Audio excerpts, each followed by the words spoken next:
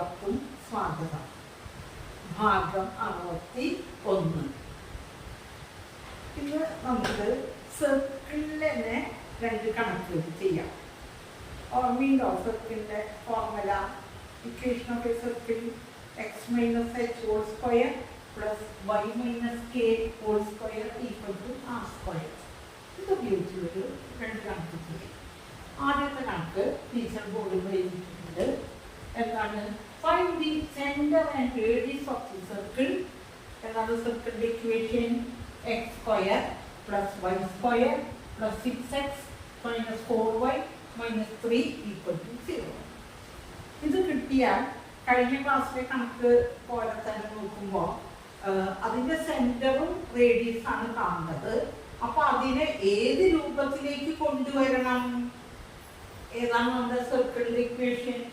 x minus h whole square y minus k whole square equal to r square എന്ന രൂപത്തിലേക്ക് കൊണ്ടുവരണം. അതാണ് നമ്മുടെ ഉദ്ദേശം. അപ്പോ ഇക്വേഷൻ ഇങ്ങനെ എഴുതിയപ്പോ ആദ്യം x സ്ക്വയർ ടേമുകൾ മൊത്തം എഴുതി, പിന്നെ ഇവിടെ ഒരു ടേം കണ്ടുപിടിക്കണം, പിന്നെ y സ്ക്വയർ ടേം എഴുതി, പിന്നെ ഇവിടെ ഒരു ടേം കണ്ടുപിടിക്കണം, പിന്നെ -3 അങ്ങോട്ടേക്ക് പുറത്തേക്ക്. അപ്പൊ +3. ഇനി എങ്ങനെയാണ് ഇവിടെ ഒരു ടേമിനെ കണ്ടുപിടിക്കുക? കംപ്ലീറ്റിംഗ് ദ സ്ക്വയർ എന്ന് പറഞ്ഞിട്ട് മുന്നത്തെ കണക്കുകൾ, കഴിഞ്ഞ ക്ലാസ്സിലെ കണക്കുകൾ ഓർമ്മയുണ്ടോ? പിന്നെ 8ാം ക്ലാസ്സിൽ നമ്മൾ പഠിച്ചിട്ടുമുണ്ട്. ഇതിനെ പെർഫെക്റ്റ് സ്ക്വയർ ആക്കാൻ എന്തുകൊണ്ടാണ് പെർഫെക്റ്റ് സ്ക്വയർ ആക്കണത്? x minus h whole square ആണ് നമ്മുടെ ഇക്വേഷൻ ഓഫ് ദ സർക്കിൾ. അതിലേക്ക് ആക്കാൻ, പെർഫെക്റ്റ് സ്ക്വയർ ആക്കാൻ ഇവിടെ എന്ത് കൂട്ടണം? 9 കൂട്ടണം. എങ്ങനെ 9 കിട്ടിയേ? 6x പകുതിയുടെ സ്ക്വയർ. അപ്പോ 6x പകുതി 3, അതിന്റെ സ്ക്വയർ 9 കൂട്ടി. ഇവിടെ 9 കൂട്ടിയാൽ ഉടനെ ഇവിടെയും 9 കൂട്ടണം, ബാലൻസ് ചെയ്യണം. അപ്പോ 9. പിന്നെ എന്താ ചെയ്യേണ്ടത്? അടുത്ത y സ്ക്വയറിന്റെ y സ്ക്വയർ മൈനസ് 4y അത്ര അവിടേക്ക് നിൽക്കുകയാണ്. പിന്നെ ഒരു ടേം കൂടെ കൂട്ടണം. ആ കൂട്ടേണ്ടത് എങ്ങനെയാണ്? ഈ ടേമിന്റെ പകുതി എടുക്കുക. അപ്പൊ -2. അതിന്റെ സ്ക്വയർ, ഇതിന്റെ സ്ക്വയർ 4. അത് കൂട്ടി ഉടനെ ഇവിടെയും +4 കൂട്ടി. മനസ്സിലായോ? അങ്ങനെ ഇതെന്തായി മാറി? ഇതൊരു പെർഫെക്റ്റ് സ്ക്വയർ ആയില്ലേ? a + b ഹോൾ സ്ക്വയർ, അതായത് x + 3 ഹോൾ സ്ക്വയർ എന്ന് കിട്ടി. x + 3 whole square. അടുത്തതോ ഇത് -a - b ഹോൾ സ്ക്വയർ. അപ്പോ y - 2 ഹോൾ സ്ക്വയർ എന്ന് കിട്ടി. ഈക്വൽ ടു ഇതെല്ലാം കൂടി കൂട്ടിയപ്പോ 16 എന്ന് കിട്ടി. മനസ്സിലായോ?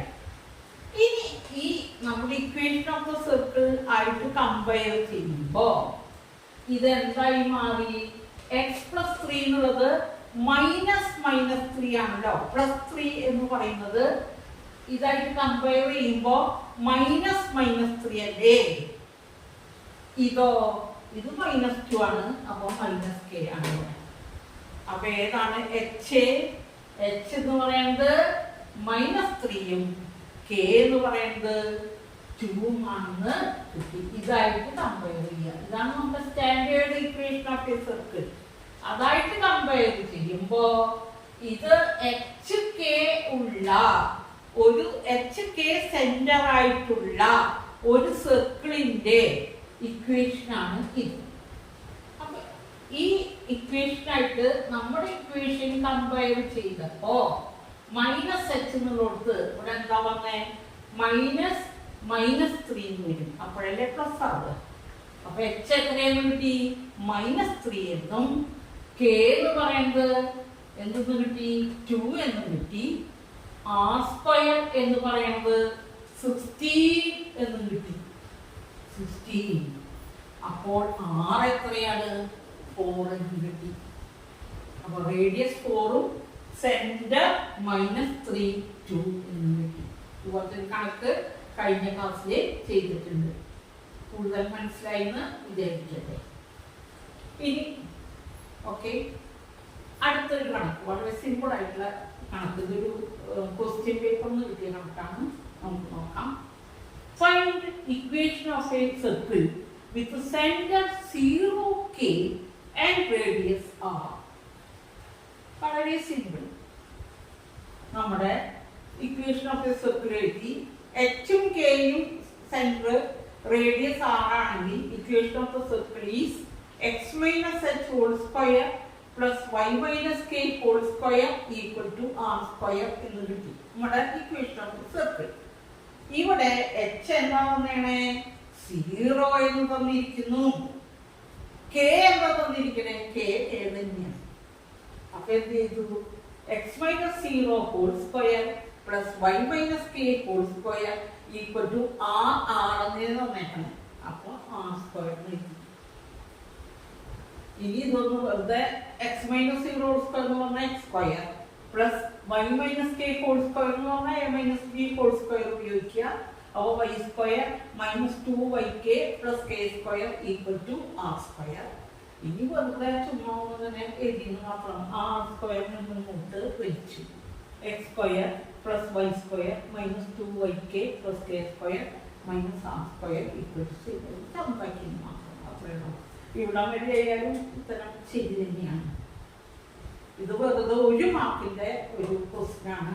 2 കൊല്ലത്തെ ക്വസ്റ്റ്യൻ പേപ്പറിന് മുമ്പത്തെ 2022 പരീക്ഷയുടെ ഒരു ഒറ്റ മാർക്കിന്റെ ചോദ്യം. ഇതോടെ വേറൊരു ക്വസ്റ്റ്യൻ പേപ്പർ നോക്കിയതാണ്.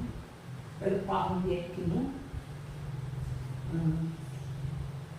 എന്നെ ശ്രദ്ധിച്ചിരുന്ന നിങ്ങൾക്കെല്ലാവർക്കും നന്ദി, നമസ്കാരം.